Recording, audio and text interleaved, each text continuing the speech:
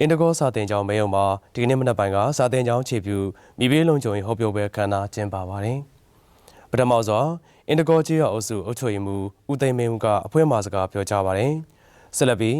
မြို့နယ်မိသက်စခန်းမှာလက်ထောက်မိသက်ဦးစီးမှုကမိဘေးလုံခြုံရေးနဲ့ပတ်သက်ပြီးဆောင်ရန်ရှောင်ရန်ချက်များကိုဟောပြောခြင်းမိသက်စေဘူးလက်တွေ့အသုံးပြုနည်းကိုဟောပြောပါတယ်။ဆက်လက်ပြီးဦးစိန်ထွေးကကျေးဇူးတင်စကားပြန်လည်ပြောကြားပါတယ်။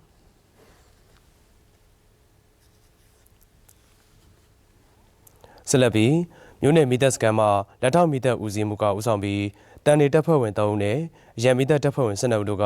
စာတင်ကျောင်းမိဘေးလုံခြုံရေးမဲယုံမိဘေးလုံခြုံရေးအတွက်မိဘေးတရင်မူရေးလက်ကမ်းစာဆောင်များဖျက်ဝေခြင်းနဲ့မိငိမ့်သက်ရေးဇက်တိုက်လေ့ကျင့်ခြင်းများကိုပြုလုပ်ရာခန္ဓာကိုဆရာဆရာမများကျောင်းသားကျောင်းသူများအင်အား150ခန့်တက်ရောက်ပါတယ်။ဗန္ဒတော်မြို့နယ်မိသက်ဦးစီးဌာနမှတာသနိကအဆောက်အအုံများဘာသာရေးဆိုင်ရာအဆောက်အအုံများ73စီရောင်းဆိုင်များဈေးများစာသင်ကျောင်းများစက်ရုံအလုပ်ရုံများဌာနဆိုင်ရာများတဲကုတ်ခန်းများဓာတ်မြေဩဇာရောင်းဆိုင်များစားတောက်ဆိုင်များလူနေအိမ်များတရင်တက်တရင်စင်မိဘေးလုံခြုံရေးစစ်ဆေးခြင်းများကိုအရှိန်အဟုန်မပြတ်ဆောင်ရွက်ပေးလျက်ရှိတယ်လို့သတင်းရရှိပါရခင်ဗျာ။